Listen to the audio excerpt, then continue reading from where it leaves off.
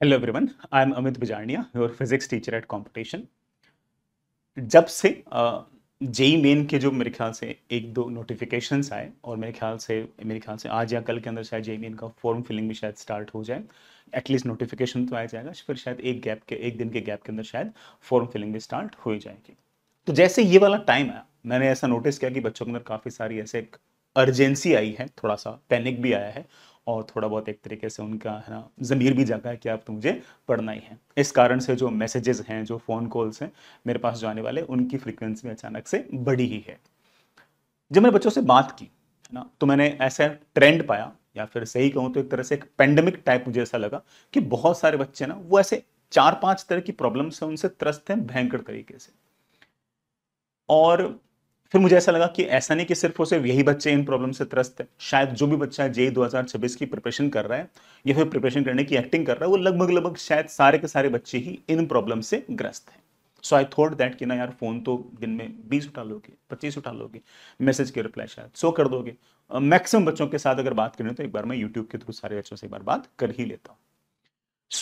मैं सिर्फ और सिर्फ एक बार के लिए मैं प्रॉब्लम स्टेटमेंट डिस्कस कर रहा हूँ कि बच्चे किन किन प्रॉब्लम से त्रस्त हैं और उसके लिए अब क्या राइट स्टेप्स आप लोग उठा सकते हो, ये डिस्कस कर रहा हूँ। मैंने बड़ा प्रॉब्लम्स वही ली हैं जो मैंने बच्चों का जो फीडबैक था उसके हिसाब से मैंने सारे सारे प्रॉब्लम स्टेटमेंट्स लिए हैं। सबसे पहला पॉइंट मैंने ये लिया है कि बहुत सारे बच्चे हैं ना, वो कुछ टॉपिक छोड़ना चाहते हैं कि सर मैं ये चैप्टर नहीं पढ़ना चाहता। That is totally fine. JEE main just जैन के अंदर आने वाला है। आपको ऐसा लगे कि हाँ, मैं फिजिक्स केमिस्ट्री मैथ्स को तीनों को मिलाकर ये कोई 4 टॉपिक है, सर मेरे ये 4 टॉपिक मेरे को समझ में नहीं आ रहे, सर मैं उनको छोड़ रहा हूँ, दैट इज टोटली अंडरस्टेबल, कोई इशू नहीं है। आपने पढ़ के देख लिया फिर भी नहीं समझ में आ रहा, कोई दिक्कत नहीं है, आप उनको अगर छोड़ना चाहो छोड़ सकते हो, कोई खास बड़ी बात नहीं है। बट आपको है ना ये मानना पड़ेगा कि हाँ, अगर मैं इलेक्ट्रोमैग्नेटिक वेव छोड़ रहा हूं तो अगर उसका सवाल आएगा तो मैं 4 नंबर छोड़ रहा हूं, सीधी सी बात है, देखो, है ना।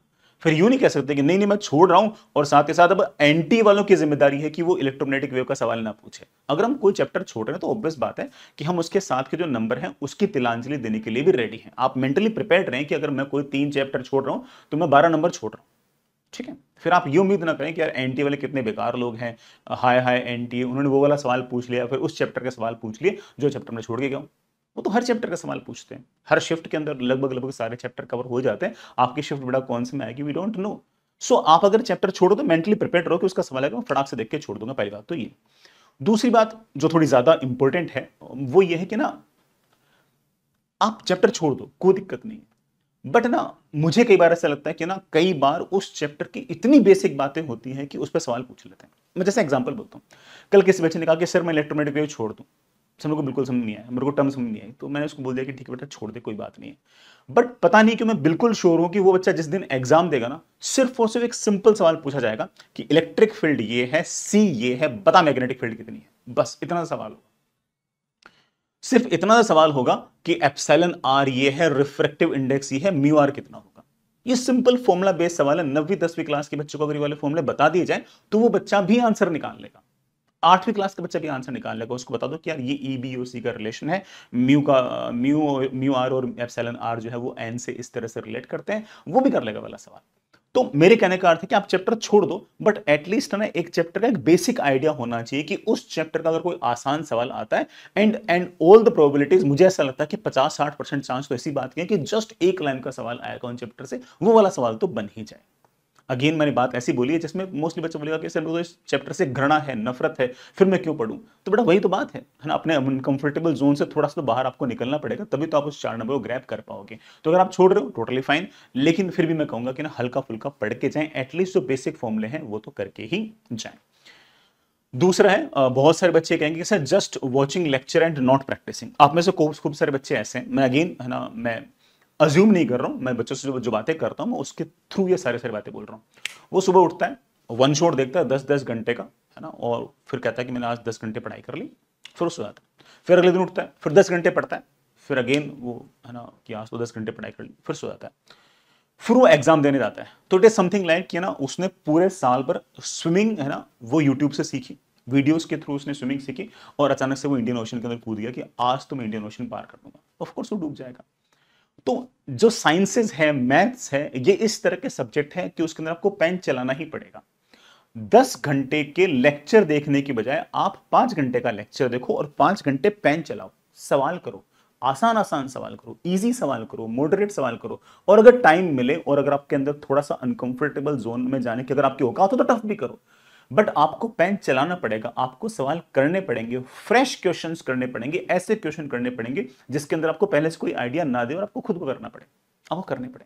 सो do as many as possible as question along with lecture. For example let's say कि मैंने किसी बच्चे को है ना एंगुलर मोमेंटम किस तरह से लिखते हैं ये सिखा दिया, और एंगुलर मोमेंटम कंजर्वेशन कैसे करते हैं ये सिखा दिया रफली 1 घंटे के अंदर। तो अब उस बच्चे की जिम्मेदारी है कि वो अगले 1 घंटे के अंदर एंगुलर मोमेंटम कंजर्वेशन पे कम से कम 25-30 सवाल लगाए, तब जाके उसको समझ में आएगा कि एंगुलर मोमेंटम होता क्या है, कैसे वो एक वेक्टर क्वांटिटी है, कैसे उसका कंजर्वेशन है। कंजर्वेशन हर कहीं से नहीं कर सकते, सिर्फ उसे वहां से कर सकते हैं जहां से टॉर्क की वैल्यू 0 होती है वगैरह वगैरह। और वो सवाल करते वक्त अगेन 1-2 गलतियां करेगा, और वो जब गलतियां करेगा तो और समझेगा कि हाँ यार उस टाइम पर सर जो को पढ़ा रहे थे उसका अर्थ ये था।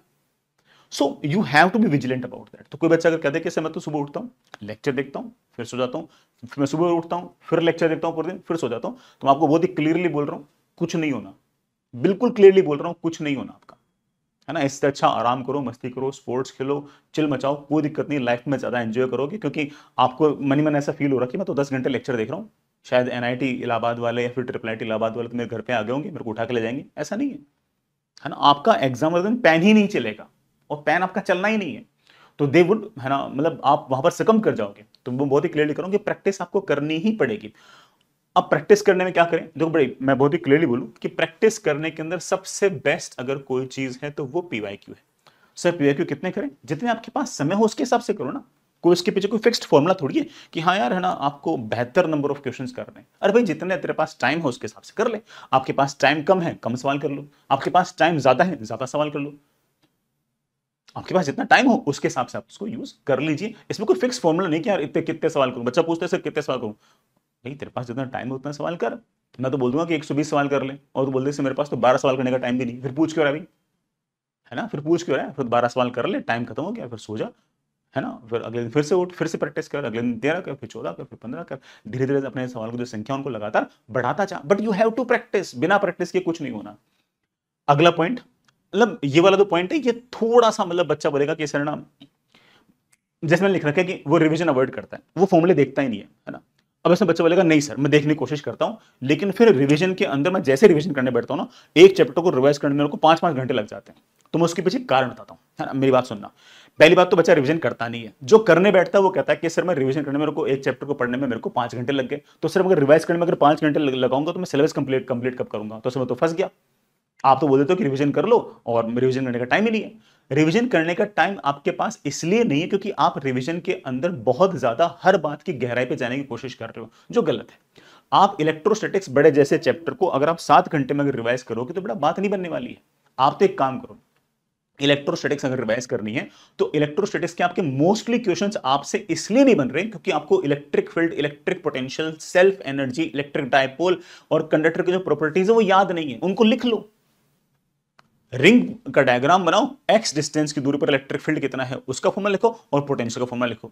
फिर डिस्क बनाओ, उसके कारण एक्सिस पर इलेक्ट्रिक फील्ड और इलेक्ट्रिक पोटेंशियल का फॉर्मूला क्या है वो लिखो। फिर स्फीयर बनाओ, उसके अंदर और बाहर इलेक्ट्रिक फील्ड और इलेक्ट्रिक पोटेंशियल कितना है उसका फॉर्मूला लिखो। साइड में सेल्फ एनर्जी और लिख दो। ऐसे करते करते हर डायग्राम की कोरस्पोंडिंग सारे के सारे फॉर्मूले लिख लो और बड़े आराम आराम से लिखते रहो, बड़े आराम से आपका काम बन जाएगा। ऐसा करने में इलेक्ट्रोस्टैटिक्स जैसे बड़े चैप्टर को भी रिवाइज करने में मैक्स टू मैक्स 40 मिनट लगेंगे, बाकी चैप्टर्स में तो 40 मिनट भी नहीं लगेंगे। अब आप क्या करते हो कि मैंने तो किताब उठा ली है ना, और मैं तो अब एक एक कॉमा फुल स्टॉप बढ़िया तरीके से देखूंगा और सारे सवाल जो लगा रखे हैं मैं वापस से लगाऊंगा और तब जाके मेरा रिवीजन होगा। अरे भाई ऐसे थोड़ी होता है यार, ये तो रिवीजन है, रिविजिट कर रहे हो तुम भाई, रिविजिट करो तो वापस हर कॉमा फुल स्टॉप वापस थोड़ी देखोगे, और अगर यही करोगे तो सिलेबस कब कंप्लीट करोगे तुम तो। और तुमसे जो एक्चुअल में एग्जाम में जो सवाल नहीं हो रहे वो फॉर्मुला नहीं आने के कारण सवाल नहीं बन रहे तुमसे। तो फॉर्मूले लिखो और उनको याद करो, और फॉर्मूला अगर लिखोगे तो याद हो जाएंगे, लिख लिख कर अगर याद करोगे तो हो जाएंगे हो जाएंगे हो जाएंगे। फॉर्मूले लिख कर भी किसी बच्चे से अगर याद ना हो तो एक चीज और ट्राई कर सकते हो कि लिखते वक्त जो बच्चे राइट हैंड से लिखते हैं वो लेफ्ट हैंड से फॉर्मूला लिखें, जो लेफ्टी है बड़ा वो राइट हैंड से फॉर्मूला लिखें, तो थोड़ा सा दिमाग और ज्यादा अवेक रहता है। तुम में से कई बच्चे रिवीजन करते टाइम फोन निकाल लेते हैं, फोन में टाइम वेस्ट कर लेते हैं, 7 घंटे में से 3 घंटे तो तुम है ना रीले देख रहे हो, तो वो भी तो एक है ना इनएफिशिएंसी का कारण है ही ना। एनीवेज अगला point that is not giving test. बच्चा तुम में से बहुत सारा बच्चा बहाना बना के बैठा है कि मेरा तो जिस दिन सिलेबस कंप्लीट होगा ना उसके अगले दिन से देखना मैं एक दिन में 2 टेस्ट, मैं बता रहा हूं तुम उस दिन में नहीं दोगे, जिस बच्चे आपका आज भी तो कोई ना कोई सिलेबस हो रखा होगा ना, उस सिलेबस के हिसाब से भी तो आप चैप्टर वाइज टेस्ट दे सकते हो ना। जो सी क्यूब वाला बच्चा है उसके पास भी तो आज टेस्ट पड़े ना, उसने सी क्यूब से आज फॉर एग्जांपल पूरी पूरी काइनेमेटिक्स निपटा रखी है, तो कम से कम काइनेमेटिक्स के चैप्टर वाइज टेस्ट दे ले। जो वीक में जो टेस्ट आ रहा है वो दे ले। जो प्रज्ञान वाला बच्चा है, वो प्रज्ञान वाला जो बच्चा है वो बड़े आराम से अपने चैप्टर वाइज टेस्ट दे, प्रज्ञान के जो रेगुलर टेस्ट आते हैं वो दे। आज भी उसके पास खूब सारे टेस्ट हैं। फुल सिलेबस टेस्ट मत दो, आपका फुल सिलेबस नहीं हुआ ना, मत दो, कोई दिक्कत नहीं है। लेकिन अगर आपके पास चैप्टर वाइज टेस्ट पड़े हैं आप उनको दे सकते हो। पीवाईक्यू सारे के सारे आपके पास as a form of test पड़े हैं वो दे सकते हो। आपके पास जो रेगुलर वीकली टेस्ट आ सकते हैं वो दे सकते हो, लेकिन टेस्ट दो तो सही। हाँ, अगर आप ये उम्मीद कर रहे हो कि हाँ जिस दिन मेरा सिलेबस कंप्लीट होगा उसके अगले दिन से मैं टेस्ट देना स्टार्ट होगा, तो मैं आपको आज ही बोल देता हूं कि आप उस दिन भी नहीं दोगे, क्योंकि आपके मन के अंदर टेस्ट का डर बैठ गया है। और जितना आप टेस्ट लगातार छोड़ते जाओगे, अवॉइड करते जाओगे, टेस्ट को देना है ना, आप लगातार टालते जाओगे, वैसे वैसे उसका डर लगातार बढ़ता जाएगा। तो आज ही आप टेस्ट देना स्टार्ट करें। भले ही जितना सिलेबस हो रखा उतने का देते, भले ही है ना कम सिलेबस कर देते, कोई दिक्कत नहीं, टेस्ट दे। वो इसलिए कि अगर आज आपको टेस्ट दोगे तो आपको पता लगेगा कि हाँ मेरे को सवाल आते हैं, कॉन्सेप्ट्स आते हैं, थ्योरम्स आते हैं, मैं कैलकुलेशन मेरी अच्छी है, फिर भी मैं सवाल गलत करता हूं। और सवाल मैं सिर्फ इस कारण से गलत कर रहा हूं क्योंकि dash dash dash dash dash. वो कारण कुछ भी हो सकता है। वो कारण ये हो सकता है कि मैं लैंग्वेज अच्छे से नहीं पढ़ता, वो कारण ये हो सकता है कि मैं जल्दबाजी करता हूं। तो जो भी कारण होगा, एटलीस्ट आपके पास आज उतना समय है कि आप उस पर काम कर सकते हो, आप उस पर प्रोएक्टिव स्टेप्स ले सकते हो। बाद में आप स्टेप्स नहीं ले पाओगे। जिस दिन एग्जाम में 20 दिन बचेंगे उस दिन अगर मान लो तुम टेस्ट दे रहोगे और उस दिन तुम्हें पता लगेगा कि अच्छा यार मेरे तो लिंग्विस्टिक है ना इश्यूज हैं, मेरे को तो ना भाषा समझने में दिक्कत आती है, कोई भी सवाल अगर 4 या 5 लाइन का अगर इंग्लिश में लिखा हुआ है तो उसमें से इंफॉर्मेशन एक्सट्रैक्ट करने में दिक्कत आ रही है, तो उस दिन क्या आप ऐसे स्टेप्स ले पाओगे? क्या आपके पास 20 दिन के अंदर ऐसा समय होगा कि आप अपने आप को उसको ठीक कर पाओगे? नहीं। मैं सारे सवाल सही कर लेता हूं, ग्राफ वाला सवाल सही नहीं बनता, तो क्या उस दिन ग्राफ वाले जो इन्फॉर्मेशन है उसको बेटर तरीके से तुम मैनेज कर पाओ? उन 20 दिन में आपके पास टाइम होगा? नहीं होगा। आज है तो टेस्ट आपको देने ही पड़े। अगला पॉइंट, बहुत सारे बच्चा जो ना वो है ना, वो बस है ना सोशल मीडिया पर बस he is just asking for validation, वो लगातार रैंडम सवाल फेंके जा रहे हैं इधर उधर, टेलीग्राम पर, इंस्टा पर, व्हाट्सएप पर, बस वो सवाल फेंक के चला जाता है। और उसमें से उसका जो मोस्ट आस्क्ड क्वेश्चन है ना वो ये है कि इज इट एनफ और नॉट। सर ये आप जो पढ़ा रहे हो ना, इज इट एनफ और नॉट, वो है ना उल्टा सवाल बर्दाश्त नहीं करता कि आर यू एनफ और नॉट, लेकिन वो ना रैंडम क्वेश्चन फेंक के जाता है कि इज इट एनफ और नॉट। भाई तेरे को लेक्चर्स मिले हैं उनको पढ़, उसके बाद तेरे को सवाल दिए हैं वो कर, तेरे को टेस्ट मिले दिए हैं वो कर, टेस्ट में नंबर नहीं आ रहे तो उन टेस्टों को वापस से कर। इन सब करने के बाद भी अगर तेरे पास समय बचता है तो अपने सर को कॉल कर कि सर मेरे पास 2 घंटे रोज एक्स्ट्रा बचते हैं, उस 2 घंटे में मैं और क्या कर सकता हूं, तो तेरे सर तेरे को बताएंगे कि बेटा तू ये एक्स्ट्रा कर सकता है। लेकिन तू पूरे दिन वैसे बिजी है ना, तेरे पास टाइम ही नहीं है, तेरे पास है ना मतलब तू लेक्चर ढंग से नहीं देख पा रहा, होमवर्क ढंग से नहीं कर पा रहा, टेस्ट ढंग से नहीं दे पा रहा, उसके बाद तुम और पूछ रहे हो कि इज इट एनफ और नॉट। अरे भाई तेरे लिए तो ये एनफ हो रखा है, तेरे लिए तो ये एनफ हो रखा है, तू तो इसी से बाहर नहीं निकल पा रहा कि सर ये जो मैं पढ़ रहा हूं इससे है ना मेरा कुछ हो पाएगा क्या? अरे भाई ये कंप्लीट तो कर, इसको कंप्लीट करने के बाद रोज तेरे 3 घंटे बचते हो, फटाक से फोन करो कि सर 3 घंटे बचते हैं, और तेरे जो भी टीचर होंगे वो तेरे को हेल्प करने में बिल्कुल खुश होंगे। क्या मेरे पास इतना अच्छा बच्चा है कि सारा काम कंप्लीट करने के बाद इसके पास 3 घंटा एक्स्ट्रा बच रहा है, अगर मैं इसको इस 3 घंटे का स्टफ और दूंगा तो ये 1000 में रैंक लेके आएगा, 500 में रैंक लेके आएगा, मेरा नाम रोशन करेगा। वो तो राजी बैठा है मास्टर, तो मास्टर तो राजी बैठा है कि बच्चा फोन करे कि मेरा काम डन है, जल्दी बताओ मुझे और स्टफ दो काम करने के लिए, वो तो राजी बैठा है, तू फोन तो कर। लेकिन मोस्टली बच्चा जो इस तरह से है ना बस वैलिडेशन आस्क कर रहा है अलग अलग सोशल मीडिया के ऊपर, इज इट एनफ और इज इट एनफ, और वो मोस्टली बच्चा वही है जिसके पास जो काम है ना उसने कंप्लीट नहीं किया है। वो बस बैठा बैठा ये सोच रहा है कि यार मेरे को जो पढ़ाया जा रहा है, मेरे पास जो मटेरियल है, मेरे को जो टीचर पढ़ा रहे हैं वो सारे के सारे मतलब कंपेटेबल है या नहीं, मतलब वो लोग सही है या नहीं है। वो बस इसी चक्कर में पूरा टाइम वेस्ट कर रहा है। भाई तू को जेई की पढ़ाई करते हुए 2 साल हो रहे हैं, तो लोग तेरे को पढ़ा रहा हो, कोई 10 साल से पढ़ा रहा है तेरे को मास्टर, कोई 15 साल से पढ़ा रहा हो और एक ही सब्जेक्ट पढ़ा रहा है, वो सक्षम है। तू अपना सोच, तेरे पास ज्यादा समय नहीं है, तू पढ़ आराम से। तो ये है ना टाइम वेस्ट करना बंद करें और है ना अपनी पढ़ाई पर ज्यादा फोकस करें, इनवर्ड्स देखें और ज्यादा समय उसी के अंदर आप ना लगाएं। लास्ट वाला बेटा बहुत ही ज्यादा इंपॉर्टेंट, मतलब इस लास्ट वाला जो लुकिंग फॉर परफेक्शन है ना, इससे तो मैं मतलब इस फोन कॉल से मैं त्रस्त हो चुका हूं। बच्चा सीधे ही बोलता है कि सर ना मैं पूरे साल भर नहीं पढ़ा, इस साल भी नहीं पढ़ा, पिछले 2 साल नहीं पढ़ा, इस साल ड्रॉप ले लिया तब भी नहीं पढ़ा, अब सर मेरे पास है ना 4 महीने बचे हैं, सर मैं प्रज्ञान से पढ़ रहा हूँ, सर मेरी 1000 रैंक आ जाएगी क्या?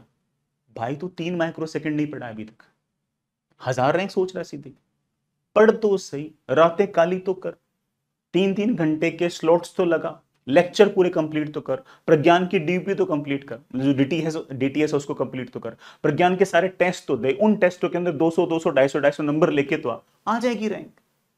सीधे 1000 रैंक सोचनी, उसके बीच में कुछ सोचना ही नहीं है। उसके लिए लाइफ सिर्फ और सिर्फ ये है, binary 0 and 1। 0 means something else और 1 means any rank less than 1000। बस बस, कोई रैंक 1000 से नीचे वो लोग सक्सेसफुल हैं, और 1000 से अगर ऊपर, 1000 से अगर मान लो कि ऊपर रैंक चलेगी वो अनसक्सेसफुल है। उसके लिए सारी सारी चीजें वो बाइनरी है बस। लाइफ बाइनरी नहीं होती बेटा, लाइफ जो होती है वो साइनोसॉइडल होती है, ऐसी होती है। आप बिल्कुल नहीं पढ़ोगे, आप यहां पर रहोगे, थोड़ा और पढ़ोगे, मेहनत करोगे, फिर आप यहां पर रहोगे, थोड़ा और पढ़ोगे, आप यहां पर रहोगे, थोड़ा और पढ़ोगे, आप यहां पर रहोगे, थोड़ा और मेहनत करोगे, यहां पर पढ़ोगे, आपको और पढ़ा, आप और अच्छी पढ़ाई करोगे, और मेहनत करोगे, अपने टीचर से बात करोगे, आप यहां पर रहोगे। Life is not like binary की या तो फिर यहां या तो फिर यहां। तो परफेक्शन की तरफ मत जाओ कि यार सर है ना, मैथमेटिक्स के अंदर तो ना बहुत ही भयंकर सवाल पूछ लिया सर, फिजिक्स में तो ये इतना खतरनाक वाला सवाल पूछ लिया है ना सर, ये तो है ना मेरे को आता ही नहीं फिर से पढ़ने का, फिर तो सर मेरे से 4 महीने में क्या ही होगा। अरे भाई उस 25 सवालों के अंदर फिजिक्स में वो एक सवाल टफ पूछा है, 24 सवालों के अंदर, 23 सवालों के अंदर सिर्फ एक फॉर्मूले में वैल्यू पुट करके आंसर आ रही है, वो तो सही कर ले। वो सही करते ही तेरे अकेले फिजिक्स में 99.5 परसेंटाइल आ रहे हैं। सर मैथ्स का कितना टफ पेपर पूछ रखा है सर, उसमें तो मेरे पास 4 महीने में कुछ हो ही नहीं पाएगा, जब तक मैं है ना प्रीलेप को ना कर लूँ, जीएन बर्मन ना कर लूँ, उतना तो सर मेरे पास टाइम है ही नहीं, तो सर परफेक्शन तो आ ही नहीं पाएगा, तो मैं पढ़ाई छोड़ देता हूँ। अरे भाई मैथमेटिक्स के अंदर जैसे पिछले 6 साल के अंदर पेपर पूछ रहे हैं, उसमें से अगर किसी बच्चे ने अगर 25 में से 13 सवाल भी कर दिए तो उसके मैथमेटिक्स में 99 परसेंटाइल आ जाते हैं। तो क्यों परफेक्शन की तरफ भाग रहा है? उन उस पूरे के पूरे पेपर के अंदर कोई 13 सवाल तो ऐसे होंगे जो आसान होंगे, और पक्की बात है वो आसान, वो कर ले, तेरे मैथमेटिक्स में 99% आ जाएंगे, ओवरऑल तो 99 से ज्यादा ही आएंगे। लेकिन उसे परफेक्शन चाहिए, मतलब 25 के 25 सवाल सही हो जाए, वो करना है मेरे को तो, और उस चक्कर में कुछ नहीं करता। या तो मेरे 25 के 25 सवाल सही हो तभी मैं पढ़ाई करूं, अगर ऐसा ना हो तो मैं पढ़ाई करूंगा ही नहीं। तो ये परफेक्शन वाले जो बच्चे ना, ये सबसे ज्यादा त्रस्त रहते हैं, त्रस्त रहते भी हैं और सबको त्रस्त रखते भी हैं, अपने आपको, अपने पेरेंट्स को, अपने टीचर्स को, सबको परेशान रखते हैं वो लोग बात। उन्हें लाइफ में परफेक्शन चाहिए, उनको तो बस, वो तो सीधा सवाल ही ऐसे पूछता है कि ना सर मेरी ये वाली रैंक आ तो जाएगी ना। पहले वो पूछता है कि सर मैं आज से पढ़ना स्टार्ट कर रहा हूँ, आज अभी से है ना, अक्टूबर खत्म होने वाला है ना, मैं आज से पढ़ना स्टार्ट कर रहा हूँ, मैं पढ़ना स्टार्ट कर रहा हूँ, सोच लो सर आप, अब मेरी रैंक से 2000 आ तो जाएगी। ओ भाई कैसी बातें कर रहा है, मैं तो मास्टर हूँ, बाबा थोड़ी हूँ, मैं कैसे बता दूं तेरी रैंक आएगी नहीं आएगी? मेरे को नहीं पता, मेरे को तो ये पता है कि हाँ भैया एंगुलर मोमेंटम कैसे कंजर्व करते हैं, बीटा माइनस डीके क्या होता है, बीटा प्लस डीके कैसे होता है, ठीक है, न्यूक्लियस कैसे फूटता है, मास डिफेक्ट क्या होता है ना, वाईडीएसए एक्सपेरिमेंट क्या है, सिंगल स्लिट डिफ्रेक्शन क्या, मुझे तो ये पता है। मुझे ये थोड़ी पता है कि ना फलाने के साथ क्या होगा क्या नहीं होगा, मुझे नहीं पता कि बेटा तुम्हारे साथ क्या होगा क्या नहीं होगा।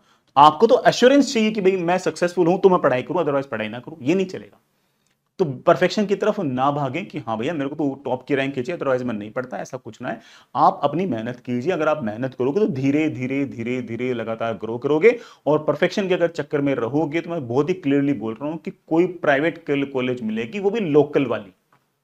और अगर परफेक्शन की तरफ नहीं रहोगे और प्रैक्टिकल बनोगे तो आज के बाद ऐसा हो सकता है कि आज से उठते उठते उठते हम किसी तरीके से मीडियोकर एनआईटी में पहुंच जाएं, और अगर ऐसे ही अगर लगातार हम ग्रो करते गए तो हम हो सकता है किसी अच्छी एनआईटी में पहुंच जाएं, और अगर सब कुछ सही रहा तो हो सकता है कि हम किसी मीडियोकर आईआईटी के अंदर भी पहुंच जाएं। लेकिन ये होगा ग्रेजुअली, कंसिस्टेंटली ही। परफेक्शन की तरफ भागने से नहीं होगा, बल्कि कंसिस्टेंसी और डिसिप्लिन की तरफ भागने से होगा। तो focus more on consistency and discipline. दिन में कम से कम 12 घंटे लगातार लगातार तो नहीं मिला, लेकिन 12 घंटे पढ़ें, उसमें 3-3 घंटे के स्लॉट्स बनाएं, मेहनत करें, फोकस करें, तब जाके चीजें ठीक होंगी।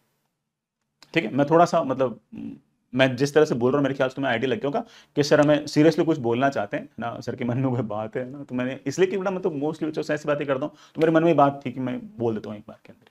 ठीक है, चलो एनीवेज मेरे मन में कोई और बात आएगी तो मैं अगेन है ना आपके साथ वीडियो के साथ शेयर करूंगा। फिर भी अगर आपके मन में कोई बात हो, कोई शंका हो, आपको लगे सर ये सर ने वाली बात तो बताई नहीं है ना, और मैंने सर से पहले पूछी भी थी, तो वीडियो में लिख देना बेटा नीचे कमेंट के अंदर, मैं रिप्लाई करने की कोशिश करूँगा। चलो ठीक है, ऑल द बेस्ट, बाय।